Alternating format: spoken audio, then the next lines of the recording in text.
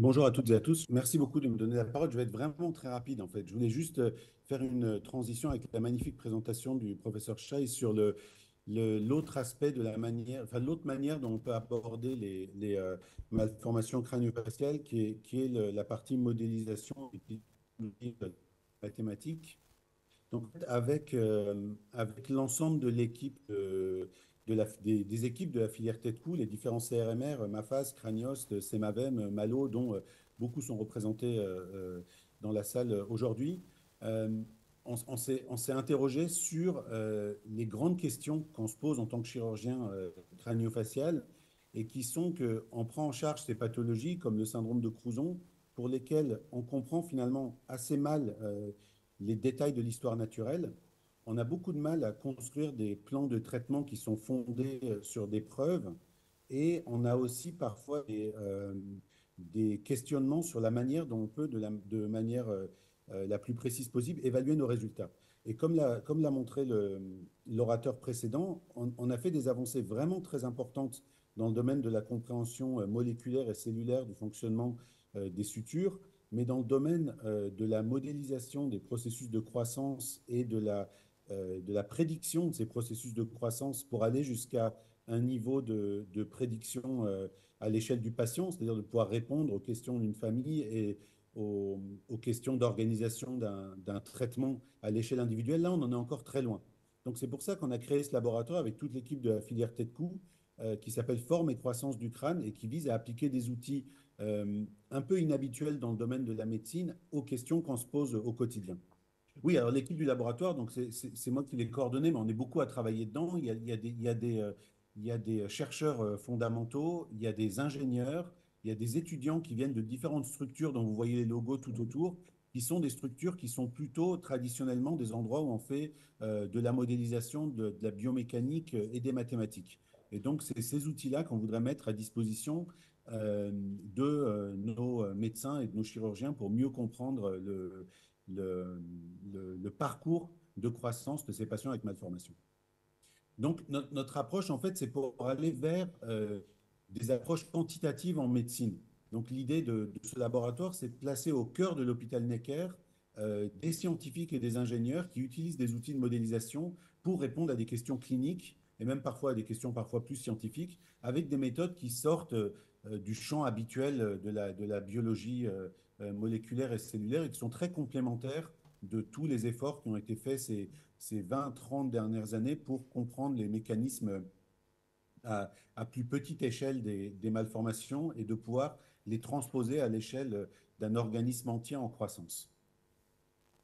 Alors, les axes de recherche, c'est un sujet qui est infini, cette histoire de modélisation. Donc, pour commencer, le laboratoire, il a été créé il y a 3 ans. Donc, pour commencer, on a choisi des axes un peu épars et qui vont dans l'avenir devenir de plus en plus complémentaires et permettre d'avoir une vision d'ensemble. Donc là, on travaille avec l'Université d'Uppsala et l'Université de Rotterdam sur le front et la base du crâne. Avec le CEA, vous allez entendre une présentation tout à l'heure d'une étudiante du laboratoire sur le cerveau. Le premier axe, aussi avec Rotterdam, vous allez également entendre une présentation d'une étudiante du laboratoire. On a travaillé aussi sur la charnière crânio-rachilienne et vous aurez une troisième présentation d'une étudiante du laboratoire sur le sujet. Et puis, on a aussi des sujets sur la croissance de la mandibule, les liens avec les muscles faciaux. Et enfin, on a un focus sur l'utilisation des photos pour le diagnostic. Et ça, sur la diapositive suivante, je vais vous donner quelques détails supplémentaires sur ce projet. Oui, alors, en fait, pour travailler sur les questions de modélisation, il faut des données. Et donc,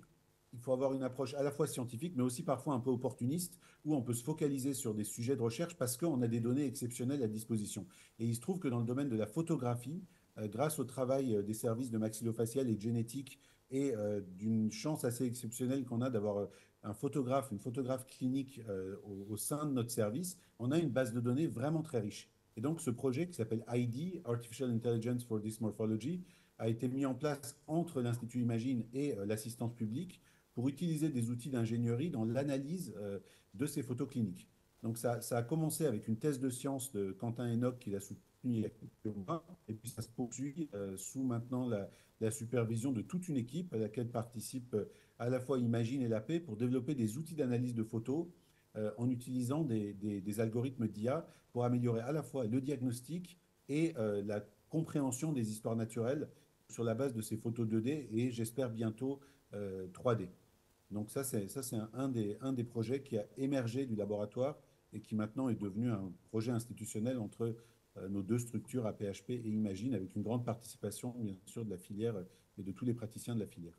Voilà quelques publications du laboratoire. Si ça vous intéresse, vous pouvez regarder sur différents thèmes. Dans tous ces articles, on a utilisé des outils d'ingénierie, de mathématiques et d'analyse d'images pour mieux comprendre le diagnostic, l'histoire naturelle et l'analyse des résultats du traitement dans différentes pathologies qui relèvent des domaines de compétences de la filière. Et on utilise aussi les outils qu'on développe au laboratoire pour diffuser les connaissances. Donc, c'est un lieu assez unique au sein de l'hôpital de rencontre entre médecins scientifiques et ingénieurs, où ils peuvent à la fois travailler sur ces modèles dont je vous ai parlé, mais aussi en participe à la formation des infirmières, des IBOT qui viennent au laboratoire, qui ont des contacts avec la recherche. Et c'est un vrai point d'entrée des ingénieurs vers le milieu hospitalier, car c'est une profession qui est très intéressée par la recherche dans le domaine de la santé, mais qui souvent a du mal à franchir les portes des hôpitaux parce qu'ils ne savent pas par quelle voie ils peuvent avoir des liens avec nos corps de métier de soignants. Et donc, le laboratoire sert aussi de porte d'entrée. Et on a une ouverture aussi en termes internationaux et on dispense des cours et des formations où on utilise des outils qu'on développe au laboratoire pour diffuser les connaissances et l'expérience des praticiens de la filière et notamment en chirurgie crânio-faciale. Alors, ça, c'est une petite vidéo d'un workshop qu'on avait monté en Ukraine où on avait utilisé des crânes en 3D qui avaient été conçus au laboratoire. L'idée, c'est d'utiliser des outils issus des mathématiques et de l'ingénierie pour améliorer notre pratique chirurgicale et c'est tout à fait complémentaire et c'est dans la suite de tout ce qu'on peut faire en biologie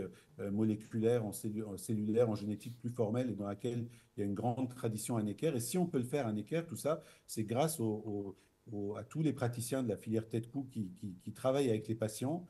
grâce à l'histoire chirurgicale et aux données qu'on a dans notre institution qui est tout à fait exceptionnelle, notamment dans notre domaine crânio-facial, mais aussi dans beaucoup d'autres branches de la prise en charge de ces malformations, où on a des bases de données exceptionnelles et des gens aussi qui ont un savoir-faire et à la fois médical et chirurgical qui peuvent contribuer au développement de ces modèles. Et donc, notre idée, c'est de faire le lien entre la recherche sur les mécanismes dont vous avez entendu parler tout à l'heure et des phénomènes à plus grande échelle de développement et de croissance pour développer des outils prédictifs et des outils utilisables en clinique. Et je pense que raisonnablement, on peut, sur une échelle de 5 ans, imaginer qu'on aura des outils qu'on pourra utiliser en clinique pour comprendre mieux l'histoire naturelle des maladies comme le syndrome de Crouzon à l'échelle des patients, prévoir ce qui va se passer et même, je pense, simuler des interventions et essayer de prévoir l'effet de différentes techniques sur un même patient pour construire des parcours de soins les plus patients spécifiques, les plus sûrs et les plus efficaces. Merci pour votre attention.